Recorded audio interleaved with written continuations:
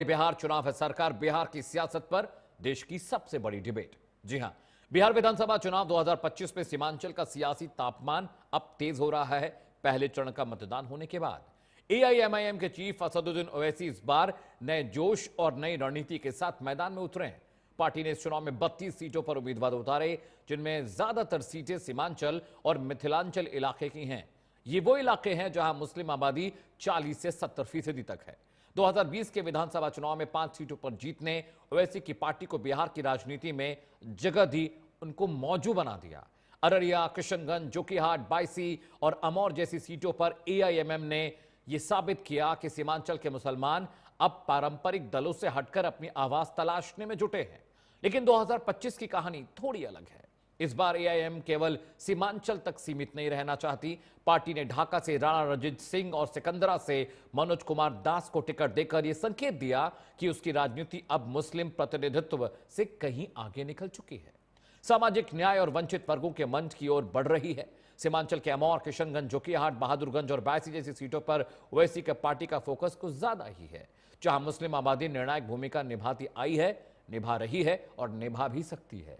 यहां एआईएम के उम्मीदवार सीधे तौर पर आरजेडी और कांग्रेस के वोट बैंक में सेंध लगा सकते हैं।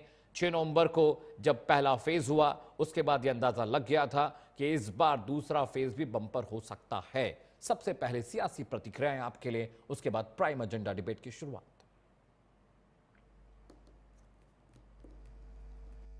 पहले चरण के मतदान में बिहार ने कमाल कर दिया है।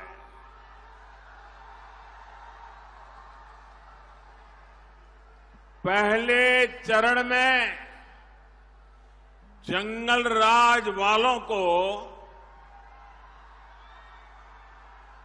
65 वोल्ट का झटका लगा है।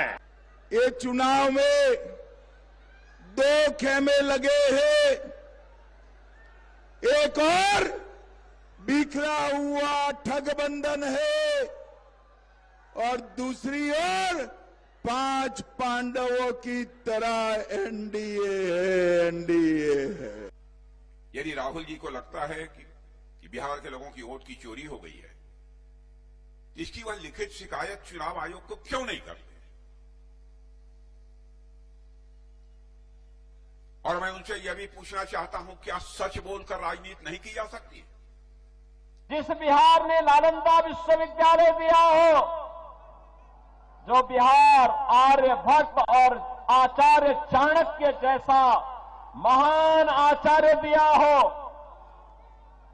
जिस बिहार ने महात्मा बुद्ध को ज्ञान प्रदान किया हो और जिस बिहार ने 24वें तीर्थंकर भगवान महावीर को जन्म दिया हो, आखिर वह बिहार किसके कारण साक्षरता में देश के अंदर सबसे पीछे हो गया? कौन है वोट चोर? जोर से बोलो, कौन है वोट चोर? नाम लो उनका, नाम लो उनका। उनके साथ 3 और लोग हैं। सबसे पहला ज्ञानेश कुमार, बोलो मेरे साथ, ज्ञानेश कुमार। मेरे साथ बोलो, विवेक जोशी, एसएस संधू। ये 3 लोग हमारे चुनाव आयोग के सबसे बड़े अधिकारी हैं और इनको इतनी शर्म नहीं है कि इस देश ने उनको दायित्व दिया है, उनको जिम्मेदारी दी है। तो बिहार में पहले चरण का चुनाव जो हुआ, बंपर हुआ, 65% मतदान हुआ है। अब दूसरे चरण का इंतजार है। सीमांचल मिथिलांचल इलाके में कड़ी टक्कर है। सेंट्रल बिहार का चुनाव हमने देखा, बड़ा सवाल यही है, मुस्लिम फैक्टर कितना इंपॉर्टेंट है, एमवाई समीकरण कितना इंपॉर्टेंट है और क्या इस बार सत्ता बदलने जा रही है? बिहार का चुनाव इतिहास जो कहता है, क्या इस बार भी वही होगा? यानी 5% कम या ज्यादा वोट होने पर सत्ता बदल जाती है। लेकिन चुनावी पंडित कह रहे हैं इस बार तस्वीर जरा जुदा नहीं देखने को मिल सकती है। स्वागत कीजिए, एक बड़ा पैनल मेरे साथ है। मनोज लाल, मनोज जी मेरे साथ हैं, प्रवक्ता हैं जेडीयू के। मनोज जी बहुत बहुत स्वागत है आपका। मधु मंजरी जी मेरे साथ हैं, she is spokes person of RJD के प्रवक्ता हैं, उनका भी बहुत बहुत स्वागत करते हैं। पंकज यादव मेरे साथ हैं, प्रवक्ता कांग्रेस पार्टी के। भूपेंद्र यादव बीजेपी के प्रवक्ता हैं, कुछ वक्त में मेरे साथ जुड़ने वाले हैं, उनसे भी हम संवाद करेंगे। सबसे पहला सवाल मैं पंकज जी से कर रहा हूँ। Pankaj Yadav, very good evening to you. एक सवाल है जो मैं कई बार डिबेट में पूछ चुका हूँ, पिछले 2 दिनों में आपसे भी पूछ रहा हूँ। पिछले 15-20 सालों का बिहार का चुनाव का जो आप एनालिटिक्स चेक करिए, उसकी एनालिसिस में आप जाइए बहुत भीतर तक, तो आप देखेंगे कि 15-20 सालों में जब भी वोट परसेंटेज 5% कम या ज़्यादा हुआ है पंकज भाई, तो सरकार बदली है, सत्ता बदली है। और ये चाहे कांग्रेस की बात रही हो, फिर जनता दल का आना हो, फिर लालू प्रसाद यादव सत्ता में आए हों, फिर नीतीश बाबू सत्ता में आए हों, कमोबेश डेटा यही कहता है। और जब कम वोट पड़े हैं यानी न्यूट्रल वोट पड़े हैं तो सत्ता बदली नहीं है। इस बार 65% बंपर वोटिंग फर्स्ट फेज में हुई है। क्या सत्ता इस बार बदलेगी? आपको क्या लगता है? क्योंकि बहुत सारे चुनावी पंडित ये कह रहे हैं कि इस बार सत्ता नहीं बदलने वाली है। उनका एनालिसिस अपना है, मैं आपका एनालिसिस समझना चाहता हूं। पंकज यादव, कांग्रेस प्रवक्ता। अमित भाई नमस्कार। आपके मीडिया चैनल वो भी बहुत बहुत धन्यवाद, और जो मीडिया पैनलिस्ट बैठे हैं उनका भी बहुत नमस्कार है। और एक सवाल बहुत अच्छी आपने कही है। सवाल ये कि जब पूरा बिहार कह रहा है बदलाव की ओर है, और जिस परिस्थितियों में 20 साल से जो लगातार बेचारे बिहार की जनता जिस बदहाली में जी रही थी, वो बहुत सारे ऐसे पॉइंट है आपके पास, और उससे आप समझ सकते हैं कि क्या स्थितियां बनी और क्यों इतना वोटिंग और परसेंटेज हुआ। रीजन भी बहुत सारे लॉजिक है उसमें। सबसे बढ़ के जो है खासकर महिलाएं, युवाओं, और जिनकी मतलब कहते हैं ना कि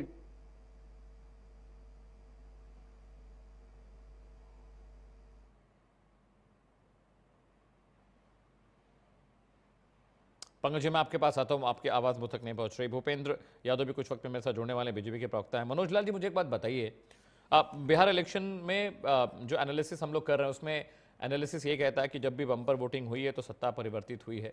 लेकिन बार बार डिबेट में, आप भी कल डिबेट में मेरे साथ थे, जिस वक्त वोटिंग थी तब भी आप मेरे साथ थे, और बीजेपी के तमाम प्रवक्ता, तमाम सेफोलॉजिस्ट ये बिहार के लिए कह रहे हैं कि इस बार भले बम्पर वोटिंग हुई है लेकिन बहुत मुमकिन है कि नीतीश बाबू और मजबूत होकर आए। कल इंदुकांत मेरे साथ थे, doctor Indukant ji, is a senior journalist और सेफोलॉजिस्ट है। उन्होंने कहा अमित ये वोटिंग परसेंटेज बहुत बम्पर हुआ है, लेकिन बहुत लग रहा है ऐसा कि नीतीश बाबू फिर से सत्ता में आ रहे हैं और बड़े मार्जिन के साथ आ रहे हैं। मनोज लाल जी, देखिए, सबसे बड़ी बात यह है ना कि आप जब वोट बढ़ा है परसेंटेज, तो जरा सा पीछे जरा सा चले जाइए। 2005 में वोट का परसेंटेज क्या था और 2010 में वोट का परसेंटेज क्या था। तो उस समय भी वोट का परसेंटेज बढ़ा था, तो विपक्ष वाले लोग कह रहे थे कि ये जो है सत्ता के खिलाफ आया हुआ है, और अंत में नतीजा आया था कि 243 में से 206 सीट जो है वो एनडीए जीत के आई थी, विपक्ष का नामो निशान नहीं रह गया था। सबसे बड़ी बात यह है ना कि आप कितना बेवकूफ बनाइएगा लोगों को। बेवकूफ बनाने का भी एक सीमा होती है। आपके बड़े बड़े नेता आरोप लगाते हैं अमित जी कि वोट का चोरी हो गया, वोट चुरा लिया।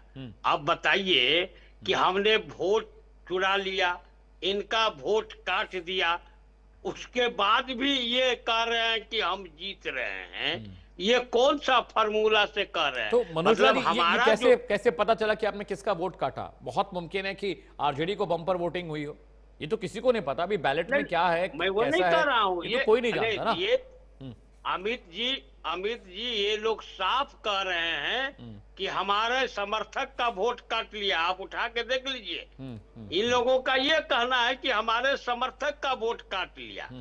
अब इनको लग रहा है कि हमने इनके समर्थक का वोट काट लिया और हमने अपना वोट रख लिया, तो हमारा वोटर तो इनको वोट नहीं दिया होगा, इनका वोटर को तो हमने काट लिया। जिस तरह से ये जनता को बता रहे हैं अमित जी, तो जब इनका वोट कट गया तो फिर ये किस मुंह से कह रहे हैं कि ये अभी जो है सो ये है, माने हम जीत रहे हैं, जब इनका वोटे नहीं है, वोट को हमने काट लिया, चुरा लिया, पॉकेट में रख लिया, तब कहां से? तो ये सब बरगलाने की बात होती है हमारे दोनों पैनलिस्ट जरा पूछ लीजिए 5 जिला में कि 5 जिला में कहाँ कितना कितना वोट कटा है। ये भी ये लोग नहीं बता सकते हैं, क्योंकि मैं बता रहा हूं कि मधुबनी जिले में 4 लाख के लगभग 3.5 लाख के लगभग वोट कटे हैं, गोपालगंज में उतने ही के वोट कटे हैं, और दोनों ही जगह जो है ना एनडीए के विधायक अधिक है। तो जब हमारे ही विधायक अधिक है और हमने वोट वहां काट लिया अपना ही, तो बताइए क्या है? तो ये अनर्गल बातें हैं। ठीक है, अब जनता लास्ट समय में आई है। मैं आज आपके चैनल पर से कह के मैं जा रहा हूं, जाऊंगा, जा नहीं रहा हूं, जाऊंगा कि आप कल से परसों से अब इनका सिस्टम शुरू हो गया। चुनाव आयोग पर जा रहा है, वोट चोरी हो रहा है। अब इनका एक और चलेगा कि ईवीएम को इन लोगों ने हैक कर लिया। ईवीएम बेचारी तेलंगाना में जिता दी, इनको तो बहुत सुंदर थी, झारखंड में जिता दी तो बहुत सुंदर थी, हिमाचल में जिता दी तो बहुत सुंदर थी, महाराष्ट्र में जब हरा दी तो बहुत खराब हो गई। ठीक है, जब हरियाणा में जब इस तरह की बात आई, हार गए तो वहां भी बहुत खराब हो गई। मनोज जी, मैं तो ये पंकज जी के पास जा रहा हूं, उनकी बात रह गई थी। इनका पुराना है, ठीक है, आने दीजिए 14 तारीख को सब कुछ सामने आ जाए। ठीक है पंकज, आप सुन पा रहे हैं मुझे? ठीक है पंकज, अपनी बात पूरी कर लीजिए, आपका नेटवर्क चला गया था। हाँ Pankaj Yadav. Sorry, network glitch हो गया था। वो एक चीज तो क्लियर है ना कि जिस तरह से बातें पूरे बिहार में लगातार 20 साल की हो रही थी, और जिस तरह से तेजस्वी जी ने घोषणा पत्र जारी किया और बाकायदा महागठबंधन ने सीएम और डिप्टी सीएम की भी अनाउंसमेंट की, ये एक तरह से जो कहते हैं ना कि बहुत बड़ी बात है। बिहार में जो चीजें हुआ, एक दिशा निर्देश जैसे कहते हैं वो चीजें, बिहार 20 साल से बदहाल स्थिति में, सबको पता है, बहुत सारी उस पर चर्चाएं भी हुई है। और लगातार बिहार में जिस तरह से युवाओं का मत बढ़ा है और रीजन जो आप समझ ही रहे हैं, तो 20 साल में इनकी गिनाने के लिए एक काम नहीं थे। तो जनता समझ रही है और क्यों वोट किया है और क्यों बदलाव होना चाहिए। तो पूरी जनता बिहार की एक ही तरह से एक बात क्लियर है कि जनता बदलाव के मूड में थी और उसने बदलाव की बातें कर रही थी और बदलाव की ही चीजें हुई। तो मैं सिर्फ इतना ही कहना चाह रहा था कि ये जो लगातार जिस चीजों को ये कह रहे हैं, तो अभी जो स्थितियां बनी हुई है बिहार के अंदर राजनीति में, आप देखिएगा तो ना ही एनडीए ने अभी तक सीएम घोषित किया है, ना ही एनडीए की आपस में कहीं भी किसी तरह का कोई बन रहा है। आप बहुत सारे ऐसे वीडियो भी देख रहे हो कि भाई एनडीए में सबसे ज्यादा बीजेपी विरोध कर रही है, इसकी नीतीश विरोध कर रहे हैं बीजेपी की। ये पूरी तरह से सब लोगों को पता है बिहार की स्थिति क्या है, सबको राजनीतिक रूप से ऐसा नहीं है कि कहीं छिपा हुआ। तो बिहार में पूरी तरह से कहते हैं ना कि जो 11 का भी इलेक्शन होगा, अभी की जितनी बढ़त है, इनकी बौखलाहट और इनकी जो लीडर का आप देख लीजिए जिस तरह से बातें इन्होंने कहा। सबसे इंपॉर्टेंट है कि एज ए संवैधानिक पद पर बैठे हुए प्रधानमंत्री इतनी मतलब ऐसी बातें इन्होंने की है कि वो बिहार को लज्जित करने, पूरे हिंदुस्तान को लज्जित किया और बिहार की जनता को जिस तरह से अपमानित करने का काम किया, कट्टा बंदूक और क्या क्या, इवन आप देखे हुए मोकामा का कांड, उसके बाद ललन सिंह का कांड, उसके बाद डिप्टी सीएम का कांड, ये बौखलाहट है। ये बिहार में जो इनकी हार हो रही है, इनकी सरकार जा रही है, ये नेताओं की जिस तरह से बोलते हैं ना कि गोबर मार रहा है तो करा ढेला फेंक रहा है, और अपने सिक्योरिटी गार्ड को कह रहे हैं कि गोली नहीं चला सकता तो ऐसा गार्ड क्यों रहेगा, अपने आईएएस को क्या नहीं माँ बहन सब कर दिया। और जिस तरह से आईएएस को बदनाम, मतलब कहते हैं ना कि पड़ता है ये करना, लज्जित करना, ये सरकार किसकी है भाई? आप किसको बोल रहे हो? और रह गई बात जिस तरह से चुनाव आयोग इनके साथ जो काम कर रही है, वो पूरा हिंदुस्तान देख रहा है और उस पर लगातार इस चीजों को डिस्कशन हो रही है। इस चुनाव को इन लोगों ने किस तरह से कैसे कर रहे हैं, मतलब 27 हेलीकॉप्टर घूम रही है भारत सरकार की, और एक अकेला तेजस्वी लगातार अपनी बातों को रख रहे हैं और जनता उसकी बातों को सुन रहे हैं, और जितनी भीड़ है, ये पूरी तरह से बिहार में बदलाव की चीजें दिख रही है। ठीक है, जनता ने दिखाया और जनता ने अपने मन बना लिया, इसमें कोई दो राय नहीं है। इस बार सरकार जो है एकदम बदलाव की स्थिति में, सरकार बदलनी ही चाहिए। 20 साल बहुत होता है भाई डेवलपमेंट करने के लिए, आप गिनाने के लिए एक काम नहीं है और किस मुंह से वोट मांगने आते हैं। तो जनता बता रही है, सवाल कर रही है, तो कहते हैं कि पत्थर चला रहे हैं, डंडा चला रहे हैं, तो कहीं जादव पे डंपर चला, मतलब कहते हैं ना कि बुलडोजर चढ़ा देंगे। मतलब इनकी बिगड़े बोल से पता चलता है कि बताइए भाई, जिस गांव की चर्चा कर रहे हैं उस गांव में जादव की संख्या नहीं है, वहां धानु की संख्या है, और ऐसे डिप्टी चीफ मिनिस्टर इतने मतलब बदतमीज चीफ मिनिस्टर है, ऐसे नहीं होनी चाहिए। जो चीजें आप देख लीजिए ना, इनके डिप्टी चीफ में एक और क्या हाल है, उनका तो आता ही पता नहीं चल रहा है और वो भी बुरी तरह से हार रहे हैं। तो ये चीजें दिख रहा है, बिहार की जनता देख रही है और बहुत अच्छे से समझ रही है। कि क्या स्थिति रही 20 साल में और आने वाले क्या होंगे, ये एकदम क्लियर ठीक है, कहीं इसमें कोई दो राय नहीं है, सरकार जा रही है। ठीक है। अब आलोक वत्स जी मेरे साथ जुड़े हैं, बीजेपी के नेता हैं। आलोक जी बहुत बहुत स्वागत है। लेकिन अभी मैं आरजेडी की प्रवक्ता मधु मंजरी जी के पास जा रहा हूँ। मधु जी, सेंट्रल बिहार में जो इलेक्शन फर्स्ट फेज का हुआ 60-70% वहाँ मुस्लिम वोट बैंक है। अब सीमांचल वाला जो इलाका है वहाँ पर आरजेडी के लिए थोड़ी मुश्किल ज़रूर है। मैं आप थोड़ा देर से जुड़ी, मैं शो इंट्रो में पढ़ रहा था कि ओवैसी ने 32-34 सीटों पर लोगों को उतारा है। आपके साथ बातचीत के में मुफ्तला थे, शामिल थे, लेकिन वो बात बनी नहीं। उसके बाद अब जो सीमांचल वाला इलाका आपका कोर वोट बैंक, वो मुस्लिम वोट बैंक आपका है। डेटा मेरे पास है, डेटा ये कहता है कि महागठबंधन को करीब 76% मुस्लिम वोटर्स ने वोट किया था 2020 के चुनाव में। इट्स अ मैसिव नंबर, ये बहुत बड़ा नंबर है। लेकिन इस बार क्या है, ओवैसी थोड़ा काम बिगाड़ रहे हैं।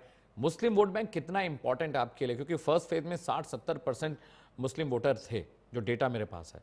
सेकेंड फेज उससे भी ज़्यादा क्रूशियल है और 65% वोटिंग हुई है। एक तो सवाल ये कि मुस्लिम वोट बैंक कितना इंपॉर्टेंट है, क्या उसको आप ज़्यादा देख रहे हैं? दूसरा, सेकेंड फेज आप किस तरह से देख रहे हैं मधु जी? देखिए अमित जी, जैसा कि अभी बात हो रही थी कि फर्स्ट फेज और सेकंड फेज की, तो पहले चरण में बहुत अच्छी वोटिंग हुई, इसके लिए बिहार की जनता को शुभकामना भी है। लेकिन अगर आप देखेंगे कि आपने खुद बोला और ये सर्वे भी है कि जब भी वोटिंग ज्यादा परसेंटेज वोटिंग बढ़ा है तो कहीं ना कहीं बदलाव का एक आसार रहा है। और 20 साल के सरकार के बाद बिल्कुल बदलाव की जरूरत है। बिहार की हर जनता, अभी भी मैं गाँव में हूँ, सीतामढ़ी में हूँ, तो बिल्कुल हर गांव के लोग बदलाव की ओर अग्रसर है, चाह रहे हैं कि बदलाव होनी चाहिए, क्योंकि बदलाव बहुत जरूरी है। क्योंकि बहुत लंबे समय से सरकार चल रही है और कहीं ना कहीं सरकार में जितनी खामियां ये हम सबसे छुपी हुई नहीं है। तो लगातार जहां बात आती है मुस्लिम वोटरों की, तो मुस्लिम वोटर जो बहुत समझदार है और जानते हैं वो कि किसके साथ जाना है और किसके साथ रहना। पिछले बिहार विधानसभा में ठीक है, सीमांचल प्रदेश में उनको थोड़ा सा, सीमांचल में उनको फायदा मिला था, लेकिन इस बार आप कहीं भी चले जाएं, पूरे बिहार में चले जाएं, तो एक जागरूक मतदाता होने के नाते ये कभी भी नहीं चाहेंगे कि बीजेपी जिस तरह से इनको त्राहिमाम किया है, हर चीज में इनको मतलब बदनाम करने के काम किया। जब भी हमारे आदरणीय प्रधानमंत्री जी जब बिहार आते हैं तो बिहार की बात नहीं करते हैं, आदरणीय लालू प्रसाद यादव जी की बात करते हैं, आदरणीय तेजस्वी प्रसाद यादव जी की बात करते हैं, कश्मीर की बात करते हैं, रोहिंग्या की बात करते हैं। और जब देखेंगे कि जहां अभी हमारे भाई साहब बोल रहे थे कि वोट कटा, तो शायद भूल गए हैं कि जिस तरह जब भी SIR का जब आया प्रक्रिया शुरू होने लगा और वो जो वक्त था जब आधा सीमांचल डूबा हुआ था, वो आधा मतलब इस तरह से बिहार की परिस्थितियां बहुत अलग थी उस समय, आधा बिहार डूबा हुआ था, तो हमारा SIR से प्रॉब्लम नहीं था, हम वो गलत वक्त गलत था, समय गलत था, जितना आपने डॉक्यूमेंट मांगा था लोगों से वो बिल्कुल गलत था कि जितने भी डॉक्यूमेंट मांगे थे, तो मुझे नहीं लगता कि 50%, लेकिन महागठबंधन के लोग या आदरणीय राहुल गांधी हो गए, आदरणीय तेजस्वी प्रसाद यादव जी हो गए, इस पे आवाज उठाए, लोगों को जागरूक किया। और वही नहीं, पूरा महागठबंधन के दम निचले तबके तक जितने नेता गण थे, कार्यकर्ता गण थे, इनमें लोगों का नाम जुड़ाने में लग गए। लेकिन फिर भी आज भी देखेंगे कि बहुत लोगों का नाम कटा हुआ है, ऐसा नहीं कि नहीं कटा हुआ है। मेरी मम्मी का खुद का ही कल कॉल की देखो ना, हमको तो वोट ही नहीं डाले, मेरा तो नाम ही नहीं था, वहां और भी बहुत सारे लोग। कहाँ पे थी माता जी का वोट कहाँ पे था मधु जी, कहाँ पे, किस जिले में था? दीघा विधानसभा कुर्जी बालूपड़ में उनका वोटर है। अच्छा। और वही नहीं, उनके साथ देखेंगे कि और अगर मेरे खुद के घर में मेरे हस्बैंड कोरोना में नहीं रहे, मेरी सास भी नहीं है, और वो दोनों का नाम है। अभी जब मैं गई थी तो मेरे बगल में मेरे हस्बैंड का भी नाम था और मेरी सास का भी था।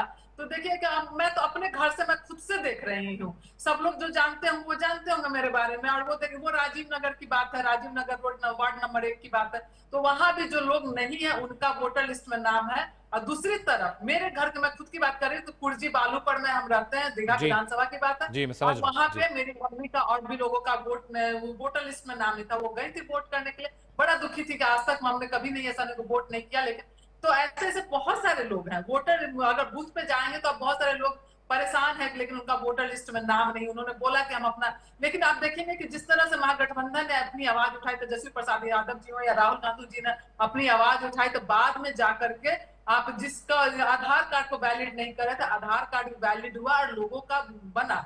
और एक और मैं बात बोलना चाहूंगी कि आप देखेंगे कि महिलाओं का वोटिंग परसेंटेज ज्यादा है, तो अमित जी बिहार में हमेशा महिलाएं ज्यादा वोटिंग करती है, नई बात नहीं है। इसलिए कि यहाँ की महिलाएं ज्यादा वोटिंग करती है। यहाँ का पुरुष वर्ग या तो युवा जो है पढ़ाई को लेकर के, कमाई को लेकर के बाहर में नौकरी करते हैं, बाहर में काम करते हैं, बाहर में मजदूरा रहते हैं, इस तरह से जो काम करते हैं, उस वजह से पुरुष वर्ग जो है बाहर रहते हैं बिहार से, और महिलाएं बिहार में रहती हैं, तो महिलाओं का परसेंटेज हमेशा बिहार में ज्यादा होता है। ठीक है, आलोक वत्स जी मेरे साथ है, बीजेपी के प्रवक्ता। आलोक जी, एक बहुत इंपॉर्टेंट फैक्टर है, हालांकि मधु जी ने ज्यादा उस पर बात नहीं कही है और पंकज ने भी ज़्यादा बातें उस पर नहीं की। मैं आपसे चाहता हूं कि आप इस पर कुछ थोड़ा रोशनी डालिए।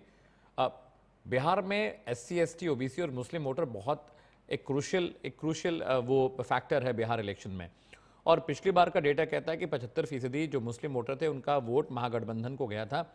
इस बार एक और एनालिसिस हो रही कि भाई जब भी सत्ता में परिवर्तन हुआ है हमेशा 5-6% प्लस या माइनस वोट पड़े हैं। इस बार 65-66% वोट पड़े हैं, पिछली बार 55-58% थे। तो क्या इस बार जो मैसिव वोटिंग हुई है, क्या पैटर्न रिपीट हो रहा है वही, यानी सत्ता बदलने वाली है? और मुस्लिम वोट बैंक कितना कितना कोरिलेट कर रहा है आपको, क्योंकि अब जो मुस्लिम परिवार की महिलाएं हैं वो बीजेपी को बड़े पैमाने पर उन्होंने 2020 में भी वोट किया था, और क्या इस बार भी वोट आपको वो मिला है, या वक्फ बिल को लेकर और तमाम चीजों को लेकर जो विवाद रहा सरकार के साथ, उससे मुस्लिम वोटर नाराज है बिहार में? आपका कोर एनालिसिस क्या कहता है पार्टी का?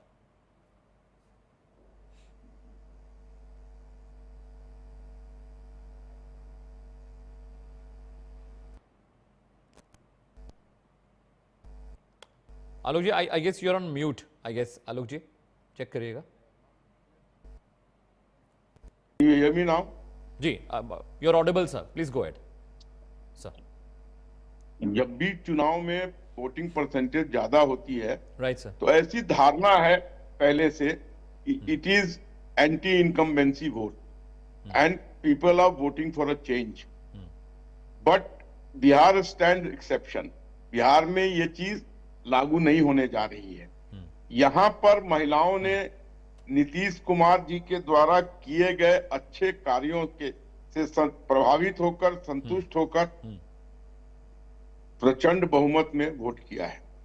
और जो ये कंसेप्शन था कि बिहार के, ये सही है, बिहार के बहुत से लोग बिहार के बाहर हैं, और ये भी सही है कि अगर छठ के आसपास ये चुनाव के डेट नहीं होते तो शायद वो लोग जा चुके होते, उनकी फैक्ट्रियों में उनको इतनी लंबी छुट्टी नहीं देती। बहुत लोगों को अपना जॉब भी खोने का डर होता। लेकिन इस बार लोग बड़ी तादाद में, आई शुड से 80%, 85% पीपल वो रुक गए हैं और वोट करके ही वो अपने अपने गंतव्य स्थान पर जहां रोजी रोजगार करते हैं वहां जाएंगे। मैं खुद इसका एक प्रत्यक्ष उदाहरण हूं। मेरे यहाँ से 300-400 आदमी फैक्ट्री के, अभी कुछ लोग 6 तारीख को वोट हुआ तो 7-8 को चले, कुछ 11 के बाद आने की बोल रहे हैं। तो मैं समझता हूं ये सब जगह भी इस तरीके से लागू होगा। तो ये कहना कि वो लोग भी नहीं वोट करते थे, तो वो भी इस बार लगभग नगण्य हो जाएगा, और इसीलिए वोट परसेंटेज बढ़ गया है। And this is not for a change. ये जो ऑनगोइंग प्रोसेस है बिहार को आगे ले जाने का, जो इंफ्रास्ट्रक्चर मजबूती से तैयार हुआ है, आई शुड से कि रनवे तैयार हो गया है, अब सिर्फ प्लेन की लैंडिंग की बारी है। बहुत सारे बड़े बड़े व्यापार घर, बिजनेस हाउसेस ने अपने अपने फैक्ट्रियों को बढ़ाने के लिए यहां पर जमीन एक्वायर कर लिया है, और उनके यहाँ, बहुतों के यहाँ तो काम भी चालू हो गया है। आलोक वत्स जी, वही जमीन जो 1 रुपए में दे दी गई है, वही जमीन जो 1 रुपए में दे दी गई है, वही जमीन। देखिए, बहुत सी बड़ी इन्वेस्टमेंट लाने के लिए, राइट, आपको याद होगा दिल्ली का अपोलो हॉस्पिटल भी 1 रुपए में दिया गया था, राइट वो सर, कांग्रेस के शासन में ही दिया गया था। जी, तो बहुत सी बड़ी चीजों, बहुत सी आप देखे हैं कि जो ये उत्तराखंड था और इन जगहों पर फैक्ट्रियां लगाने के लिए उन्होंने 5-5 साल का टैक्स रिबेट दिया था। जी, सब्सिडी बहुत दी गई थी सर, बिजली में भी, टैक्सेस में भी। जीरो टैक्स 5 साल का था। तो वहां पर लोगों ने उठा के नोएडा से, लखनऊ से अपनी फैक्ट्रियां ले जाके वहां लगा दिए। 5 साल का टैक्स रिबेट बहुत बड़ी चीज होती है। जी, और अ बिजनेसमैन। तो इसी तरीके से अगर नीतीश कुमार जी ने एक रुपए में उनको जमीन अलॉट किया है तो लाखों लोगों को व्यापार मिलेगा और रेवेन्यू भी जनरेट होगा, बिहार आगे प्रगति की तरफ प्रशस्त होगा। तो ये सब चीजें करनी पड़ती है, ये कोई एक्सेप्शनल रूल में नहीं आया है कि पहली बार बिहार में ऐसा कर दिया गया है। और बड़े बिजनेस जब आएंगे तो उनके साथ एंसिलियरी यूनिट्स भी बहुत स्थापित होंगी, ये भी एक कटु सत्य है। तो बिहार अब बहुत से लोगों को वहां नौकरियां मिलना चालू हो गया है। तो आप कह रहे हैं कि बीजेपी बहुत मैसिवली, एनडीए बहुत मैसिवली बिहार में is coming with huge number.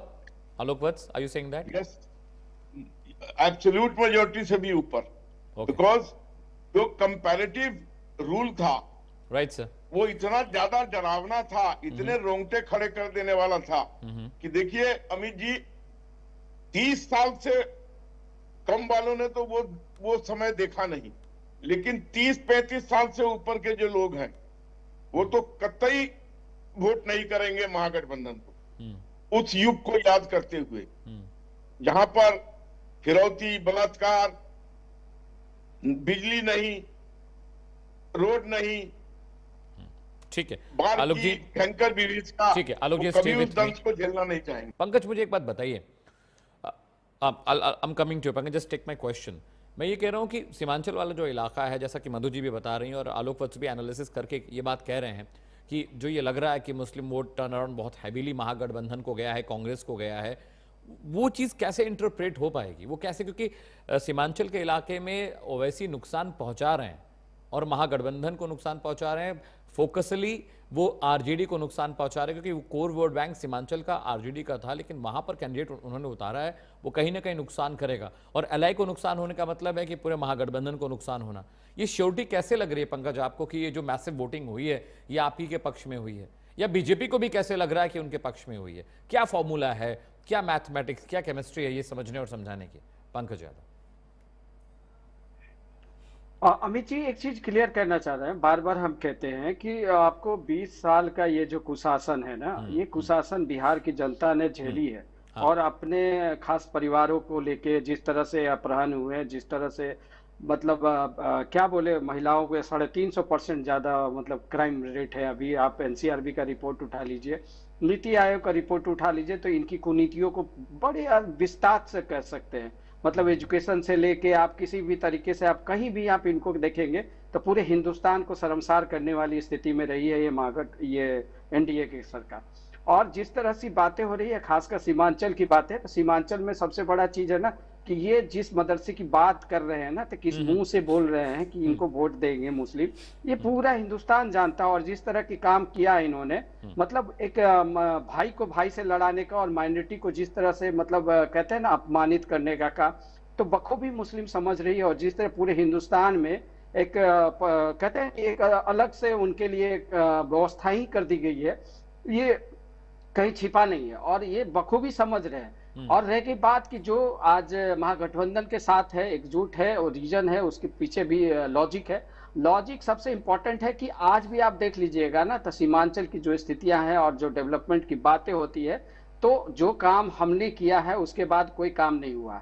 आज भी लोग उसी स्थिति में जी रहे हैं। मतलब आप समझ लीजिए कि श्रम पोर्टल पे आप उठा के मनोज लाल जी कुछ कह रहे हैं, पीसीआर प्लीज 3 करोड़ लोग पलायित है। हाँ पंकज, प्लीज कंटिन्यू, सुन लीजिए, पूरा बात हो जाए दीजिए, फिर हम बोलेंगे तो फिर उनको डिस्टर्बेंस हो जाए।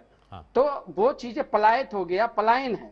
तो वो 3.5 को हम नहीं बोल रहे, भारत सरकार का पोर्टल बोल रहा है।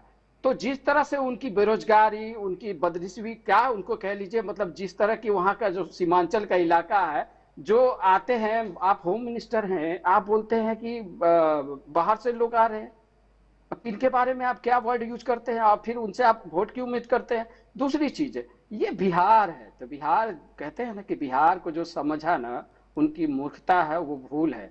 बिहार हमेशा चौंकाने का काम किया, आप इतिहास उठा के देखिएगा। और रह गई आलोक वत्स जी का, तो वत्स जी तो हमको नहीं लगता है कि वो बोल रहे, वो तो बीजेपी के प्रवक्ता की तरह बातें कर रहे थे। वो हम लोग को जो लगा, उनकी जितनी भी वर्षन सुना मैंने, और किस तथ्यों पे कह रहे थे पता नहीं, उनके पास कौन से तथ्य है और कैसे वो सरकार बना रहे हैं। मुझे पूरी तरह से मतलब बोलेंगे तो हम पूरी बातें को रख देंगे और बता देंगे कि किस तरह से महागठबंधन की सरकार बन रही है और क्यों बन रही है। वो लॉजिकली प्रैक्टिकली बात करेंगे, प्लीज बताइए तो पंकज उस जी, पे प्लीज अगर समझाइए। चर्चा करें तो हम कर मैं आपको सकते 2 हैं, मिनट उनको और दे बता रहा हूँ, भी आप मुझे सकते हैं। समझाइए। जी। समझाइए पंकज जी, मैं आपको 2 मिनट तो और दे रहा हूँ। हाँ, तो ये सबसे इम्पोर्टेंट, आज जिस बदहाली और बेरोजगारी और पलायन के शिकार है बिहार की जनता, तो ये बिहार की जनता जो झेल रही है, मतलब अपने परिवार से सालों 5 साल 4 साल 5 साल बाद आते, जिस तरह से इन्होंने 12,000 ट्रेनें चला के सरकार ने दिखाया, जिस तरह से इन्होंने 1 करोड़ पैसे बांटने का 20 साल का यही था ना इनका टेन्योर। 20 साल ही अगर डेवलपमेंट किए होंगे तो ये 10,000 रुपए क्यों बांटने पड़े? और इस बांटने पर महिलाओं की बात कर रहे हैं, तो वो महिलाएं तो ऑटोमेटिक है ना कि बिहार में जो संख्या पलायन है 3.5 करोड़, तो आप समझिए ना कि फिर वहां कौन रहेगा? महिला ही रहेगी ना, वोटर तो महिला ही होगी। तो ये समझ में नहीं आ रहा है, 1 करोड़ को बांटा और 2.5 करोड़ को नहीं बांटा है, तो इसका भी तो अंदाजा लगा लीजिए ना कि क्या होगा आने वाले समय। आपने 1 करोड़ को दिया, 2.5 करोड़ को नहीं दिया, 2.5 नहीं दिया, तो उसका क्या होगा? उस पर भी आंकड़े पर चर्चा होनी चाहिए ना। अब ये इनका कौन सा लॉजिक है, कौन सी बातें हैं, ये इनके मेरे पल्ले नहीं पड़ रहा। अब पता नहीं किस हिसाब से बोल रहे हैं, ये इनका हो सकता है। हम सरकार बना रहे हैं, हम अभी के डेट में सबसे आगे हैं, और इनको पता होना चाहिए कि महागठबंधन में पहले भी आरजेडी नंबर 1 पार्टी थी और अभी भी है। ठीक है, मनोज लाल जी, आप मुझे सुन पा रहे हैं? अनम्यूट करिए मनोज जी, अनम्यूट करिए। मनोज लाल जी, आपको आवाज आ रही है मेरी? आवाज जा रही है आपको? जी बिल्कुल आ रही है। मनोज भाई, मैं ये पूछ रहा था कि कांग्रेस के प्रवक्ता ये बात कह रहे हैं कि बहुत मेजॉरिटी, थंपिंग मेजॉरिटी से उनकी सरकार बनने जा रही है, और वो कह भी रहे हैं कि जो कामकाज आपका है और मुस्लिम कोर वोट बैंक का जो रेफरेंस में उनसे मांग रहा था, वो कह रहे हैं कि ये सिर्फ जो दावा जो बीजेपी और जेडीयू कर रही है, पता नहीं किस बेसिस पे कर रही है, उनका एनालिसिस ये कहता है कि बहुत हैवीली वो सरकार बनाने जा रहे हैं और इस बार आप लोगों को बहुत नुकसान होने वाला है बिहार चुनाव में। मनोज लाल जी। देखिए अमित जी, मैं फिर आज आपको कह रहा हूं जी कि बिहार में इनकी सरकार तभी बनेगी कि जब ये मजबूत होंगे, कांग्रेस के विधायकों की संख्या बढ़ेगी। तो कांग्रेस की विधायकों की संख्या तो 19 भी नहीं आ पा रही है। जो पिछले बार रहा था इनका 19 सीट, वो भी नहीं आएगी, क्योंकि हमने तो आपको कह दिया कि अगर इनकी 19 सीट आ जाएगी तो मैं राजनीति करना छोड़ दूंगा। अब रह गई कि इनके फुल मेजोरिटी से आ रही है। जरा आप खुद ही निकाल लीजिए ना कि 2005 में वोट का प्रतिशत क्या था और 2010 में क्या हो गया। तो जो बात अभी ये बोल रहे हैं वही बात उस समय भी बोलते थे। स्थिति उनकी हो गई कि विपक्ष के लायक भी नहीं रहे। लेकिन मैं इतना चाहता हूं कि ये विपक्ष के लायक रहे, क्योंकि सरकार अगर है तो विपक्ष भी मजबूत होना चाहिए। ये हमारा अपना व्यक्तिगत कहना है। तो ये स्थिति है, और सरकार बनाने का तो सपना जो ये देख रहे हैं, पहले तो इनको 19 सीट पहले आएगा ही नहीं, तो सरकार बनने की बात तो दूर हो गई। तीसरी बात ये है कि जितना इनको रटना था, कौआ के जैसे, तोता के जैसे, ये सब रट लिए। हमने 20 बरस में क्या किया ये इनको हमको थोड़े बताना है। हम तो जनता को न बताए हैं, और जो किए हुए रहता है उसको बताने की जरूरत है अमित जी, कि जनता उस पर देखती है ना कि इनका किया हुआ क्या है नहीं है, उस पर वोट देगी। लेकिन इतना तो मैं तय करूंगा, 2 चीज आपको मैं कहूंगा कि इनको 19 सीट नहीं मिलेगी इस जिंदगी में। इस बार बिहार में इनको जो जीती हुई 19 सीट है वो इनको नहीं मिलनी जा रही है। कितने नंबर कांग्रेस को कितनी सीटें मिल रही हैं मनोज लाल जी? कितने, आपको क्या लगता है कांग्रेस कितनी सीटें लेकर आ रही है? मैं कह रहा हूं कि जो इनका जीता हुआ 19 सीट है वो उनको नहीं मिल रहा है। क्या शून्य? आप कह रहे हैं कांग्रेस 0 पे है? कांग्रेस 0 है? नहीं, मैं ये गारंटी के साथ कह रहा हूं कि हमारी जो जीती हुई सीट है जी उसमें बढ़ोतरी हो रही है। अब तो कितना आएगा कांग्रेस को -19 बता रहे हैं क्या इस बार? मधु जी के पास जा रहा हूँ, आरजेडी के प्रवक्ता है। ठीक है Manoj Lal ji, I understand your point. मधु मंजरी जी, देखिए एक तो जो बेसिक मैथमेटिक्स अगर समझे मधु जी, तो कांग्रेस अगर मजबूत लड़ती है, कांग्रेस अगर जीत कर आती है तभी फायदा है, क्योंकि 55-60 सीटें आपने कांग्रेस को लड़ने के लिए माले बिहार में दे दी हैं। उस पर अगर मोटे मार्जिन से कांग्रेस नहीं आएगी तो नुकसान आपका है। एक एंगल ये भी था कि आप कांग्रेस को कम सीटें देते, आप ज़्यादा सीटों पर फाइट करती मधु जी, तो आपका फायदा था, क्योंकि आरजेडी बिहार में सबसे बड़ी पार्टी थी पिछले चुनाव में भी, और इस बार भी जो सेफोलॉजिस्ट है, जो नंबर्स बता रहे हैं कि आरजेडी बहुत हैवीली फाइट करेगी। आप लोग बहुत मतलब इस बार की फाइट बहुत इंटरेस्टिंग होने, बिहार का ये जो इलेक्शन मधु जी, ये मैं कह रहा हूँ कि ऐतिहासिक इलेक्शन होने जा रहा है 2025 बिहार विधानसभा। तो अगर कांग्रेस कम सीटों पर लड़ती तो आपके ज्यादा आने की उम्मीदें थी, और अगर कांग्रेस खराब परफॉर्म करती तो सीधा नुकसान आपको होता है, सरकार फॉर्मेशन में दिक्कत हो जाएगी, महागठबंधन वीक हो जाएगा। आपको क्या लगता है, कांग्रेस पिछली बार 19, इस बार कांग्रेस आपको कितनी लग रही है, कितना नंबर बढ़ेगा? नहीं, इस बार कांग्रेस ही नहीं, पूरा महागठबंधन जो है बहुत अच्छा परफॉर्म करेगी, और कांग्रेस भी बहुत अच्छा परफॉर्म करेगी। और इस बार हम लोग मनोज जी को जो है हमारे, उनको हम लोग फेयरवेल पार्टी दे देंगे, संन्यास तो ये ले ही लेंगे, तो हम लोग यहीं पे फेयरवेल पार्टी भी इनको देंगे मनोज जी को। सर आपको फेयरवेल पार्टी मिलेगा इस बार 14 तारीख के बाद। और कांग्रेस ऊपर अच्छा परफॉर्म करे, कांग्रेस ही नहीं पूरा महागठबंधन अच्छा परफॉर्म कर रही है, क्योंकि आप देखेंगे कि जिस तरह से जितनी भी परीक्षाएं हुई सब में पेपर लीक हुआ। जब अभ्यर्थी, वो नेता नहीं थे, अभ्यर्थी जब आवाज उठा रहे थे, टीचर जब आवाज उठा रहे थे, उसमें बच्चियां भी थी, लड़कियां भी थी, किस तरह से लाठी चार्ज किया गया। अगर आप देखोगे कि जिस तरह से जितना बिहार के अंदर प्रोटेस्ट हुआ है, अगर पूरा प्रोटेस्ट एक बार में एक दिन में हो जाता तो पूरा बिहार में कोई भी ऐसा रोड नहीं था जहां प्रोटेस्ट नहीं होता। इसे इनको नहीं भूलना चाहिए। आज युवा सब महागठबंधन के साथ है, तेजस्वी जी में भरोसा रख रहा है, महिलाएं तेजस्वी सर में भरोसा रख रही हैं, और बाकी वही नहीं, किसान भी आज त्राहिमाम है जिस तरह से, तो आप देखेंगे कि है। और इस बार कांग्रेस भी बहुत अच्छा परफॉर्म करेगी, और बाकी सारे अलायंस की पार्टियां जो है महागठबंधन की, इंडिया गठबंधन की, वो अच्छा परफॉर्म करेगी, और हम लोग सरकार में आएंगे। पिछले बिहार विधानसभा में लोग देखिए जितना बोलते थे, एक बात देखिएगा अमित जी, कि अगर इनका परफॉर्मेंस सच में अच्छा होता, 20 साल आके काम करते, तो आदरणीय प्रधानमंत्री जो सम्मान होते हैं देश के, बिहार में आकर के किस तरह से शब्दों का इस्तेमाल उन्होंने किया। आदरणीय योगी जी, जिन्हें लोग आदरणीय मानता है, वो किस तरह का शब्दों का इस्तेमाल कर रहे हैं। क्या अप्पू पप्पू गप्पू आप बंदर की बात जो कर रहे हैं, तो ये बिल्कुल शोभा नहीं देता। और बिहार की जनता देख रही है कि बिहार में आकर बिहारियों को आप बंदर बुला रहे हैं, और क्या क्या शब्दों से इस्तेमाल कर रहे हैं। सब हमारे यहाँ बिहार में सबसे निचले तबके का शब्द होता है कट्टा, और उस कट्टे के शब्द का इस्तेमाल जब प्रधानमंत्री जब कर रहे हैं, सोच सकते हैं बिहार किस गर्भ में चला गया है। और बिहार के आज देखेंगे पर कैपिटा इनकम सबसे कम, शिक्षा व्यवस्था में सबसे नीचे, क्राइम में सबसे ऊपर, और इस तरह के जो शब्द ये जो है बोलने से सिर्फ नहीं होता, देखने से होता है। 4 रोड बना देना डेवलपमेंट नहीं है। शिक्षा व्यवस्था किस तरह से ठप पड़ी हुई है, कोई भी परीक्षा बिना पेपर लीक का नहीं होता है। तो ये बिहार की जनता त्राहिमाम है, बिहार की जनता बदलाव चाह रही है। अगर सच में जो है एनडीए गठबंधन 20 सालों में काम की हुई होती, तो ये जो भी वोट मांग रहे हैं सिर्फ इनका देखिएगा, जितना भाषण जो है लालू प्रसाद यादव जी से शुरू होता है, तेजस्वी यादव जी से शुरू होता है, और वहीं पे खत्म होता है।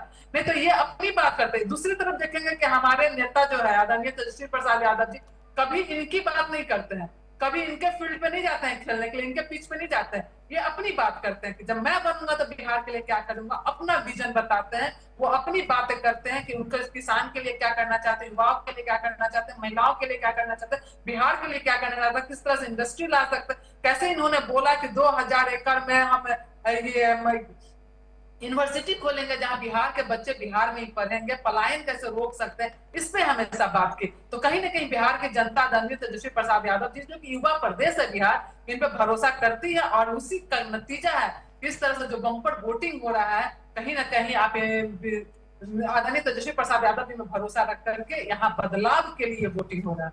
ठीक है मधु जी, बहुत शुभकामनाएं हैं, अगर आप जो कह रही हैं वो हो जाए।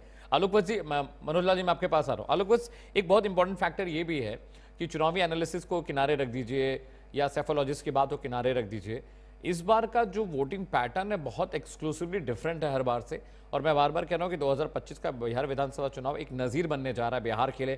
This is going to set a great example for all the Biharis who are voting for this election. लेकिन मैं ये समझना चाह रहा हूँ कि अगर जो जो जो कम्युनिकेशन, जो नैरेटिव्स आप लोगों ने गढ़े हैं, जैसे अब मधु जी कह रही कट्टा जो शब्द है बड़ा दोयम दर्जे का शब्द है, अप्पू टप्पू चप्पू योगी आदित्यनाथ वहां बोलते हैं। राहुल गांधी भी पीछे नहीं, राहुल गांधी ने कहा कि भाई प्रधानमंत्री नरेंद्र मोदी को वोट दीजिए, वो स्टेज पर डांस भी कर सकते हैं। तो कमोबेश दोनों ही पार्टियों में जो वार्तालाप का स्तर गिरा है, वो ये मैं नहीं कह रहा हूं कि बीजेपी ज्यादा नीचे पहुंच गई है या कांग्रेस ज्यादा नीचे पहुंच गई है।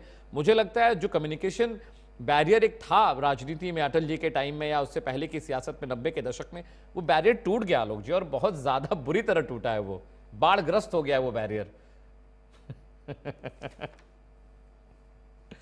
आलोक ji, I can't hear you sir, I guess you are on mute, please check करिए आप म्यूट तो नहीं है। I fully agree with your version. Right sir. अब आपने अटल जी के समय को कंपेयर कर दिया, कल को आप जॉर्ज फर्नांडिस को कंपेयर करेंगे, मधुलिमय को कंपेयर करेंगे, मनमोहन सिंह जी को कंपेयर करेंगे, ज्योति बसु जी, he is from Bengal, Kolkata. Even Jyoti Basu was a great spectator. He used to speech a lot, but उनके बातचीत में कभी इस तरह का स्तर कभी नहीं गिरा। आलोक वत्सी। तो ये मैं जरूर अग्री करूंगा। अक्रॉस पार्टी लाइन शुचिता, संस्कार, सत्यता और शब्दता, इस पर बहुत भयंकर गिरावट आई है। This I am saying across party line. Right, sir. Across party line. I am not excluding anybody. Right. And we have to face it day to day. There are such irrelevant topics being thrown by the television to debate, which is not debatable. And still we have to continue for hours and hours.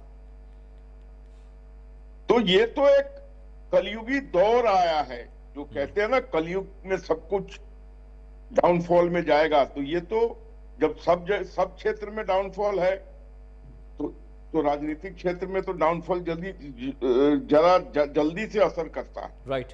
ऐसी भाषाएं बोलते हैं लोग, ऐसा लांछन लगाते हैं, ऐसे video नेताओं को देखने को मिलते हैं। ये सब शर्मसार करता है। ठीक है। और लेकिन अभी की जो परिस्थिति है, PCR please check the frame. जी Manoj Lal, Alok ji please continue. Alok ji please continue. Bihar में जो स्थिति बनी हुई है,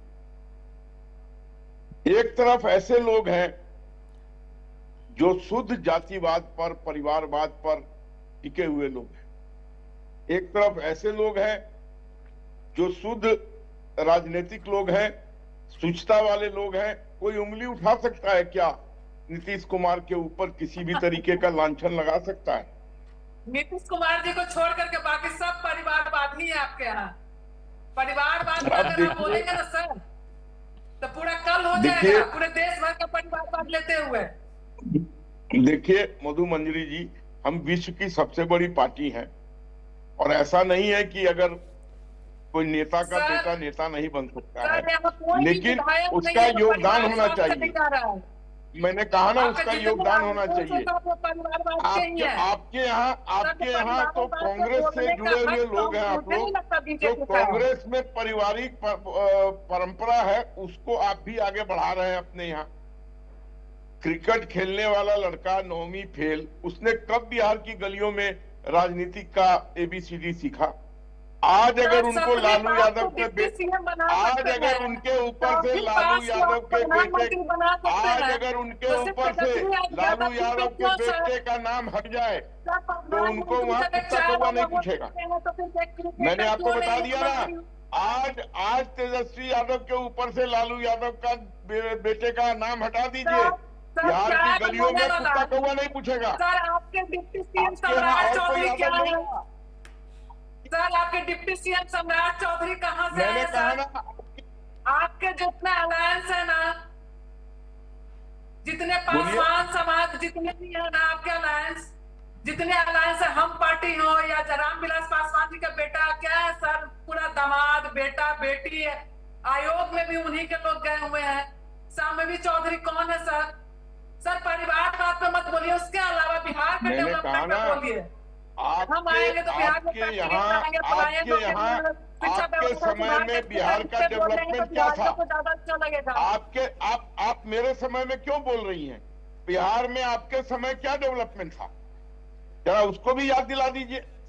15 साल आपने भी रूल किया। पैदा लिया था ना, मैंने कहा ना 15 साल में आपने क्या किया? आपने बिहार को गर्त में भेजने के अलावा और क्या किया? आपने बिहार को गर्त में भेजने के अलावा और ठीक क्या है, ठीक है। किया? मनोज जी से क्लोजिंग कमेंट लेते हैं। मधु जी ज्यादा वक्त नहीं बचा, 1 मिनट बचा हुआ है। मनोज लाल जी, एक क्लोजिंग कमेंट आपसे चाहिए। एक्सपर्ट सेफोलॉजिस्ट कहते हैं कि जिस प्रांत, जिस प्रदेश, जिस भाषा शैली में आप जाते हैं वहां के हिसाब से बात करनी चाहिए। तो मुझे लगता है कट्टा, क्रूरता, क्राइम, अगर ये शब्दों का इस्तेमाल भाषण में हुआ है तो शायद लोकल लोगों से कनेक्ट करने के लिए नेता ऐसा करते हैं। ज्यादातर नेता जब जाते हैं अपने अभिवादन में वहां की लोकल भाषा का इस्तेमाल करते हैं। ये बातें क्यों हुई? इसीलिए हुई है ना कि अभी है ना कट्टा से मारा गोपालगंज में, अभी इनका गीत गा रहा है ना कि भैया आ रहा है तो कट्टा से नाचेंगे। इन्हीं का गीत आ रहा है, हमारा गीत नहीं आ रहा है। इन्हीं के गाड़ियों में बज रहा था, आपके मीडिया ने ही दिखाया है। हम तो सुने भी नहीं है, कहीं देखे भी नहीं है, हम तो निकलते ही नहीं है भाई। इसीलिए आ रहा है, जा रहा है, तो इसका कौन बड़ी बात हो गई? इनके शासन काल में कितने कट्टा की फैक्ट्री खुली थी इस बिहार में, जिसको कि हमने 2005 से 2010 के बीच में बंद करवाया है। उस समय ये भी हम लोग के साथ थी। अभी जो ये बोल रही है मधु मंजरी जी, वो भी हम लोग के साथ थी, उनके खिलाफे में थी। इसलिए अभी अब आ गई है तो बोल रही है, लेकिन जो सच है वो सच बोलना चाहिए। अमित जी, आप ये बता दीजिए ना हमको कि कोई ऐसा मुख्यमंत्री है जिसके माँ बाप दोनों मुख्यमंत्री हो और उनके बेटा 9वां भी नहीं पास कर सका? इससे बड़ी दुर्दशा क्या होगी? क्या होगी? गरीब बच्चा भी जो ठेला चला रहा है, आज अपने बच्चे को पढ़ा रहा है, और जिसके माँ बाप मुख्यमंत्री रहे हो वो पढ़ा भी नहीं पाए। ठीक है मनोज जी, टाइम बिल्कुल खत्म हो चुका है। मधु जी बहुत बहुत शुक्रिया डिबेट में शामिल होने का। आलोक वजिया आपका भी बहुत बहुत शुक्रिया डिबेट में शामिल होने के लिए। पंकज भाई, thank you so much for joining on the show. वक्त खत्म हो चुका है। आप तमाम मेहमानों का बहुत बहुत शुक्रिया। बाहुबली बिहार चुनाव सरकार, ये मैसिव मेगा कवरेज लगातार जारी है। 14 तारीख को नतीजे आएंगे। सुबह 6 बजे से लगातार प्राइम न्यूज पर आप सबसे तेज नतीजे हमारी टीम के साथ देख सकते हैं।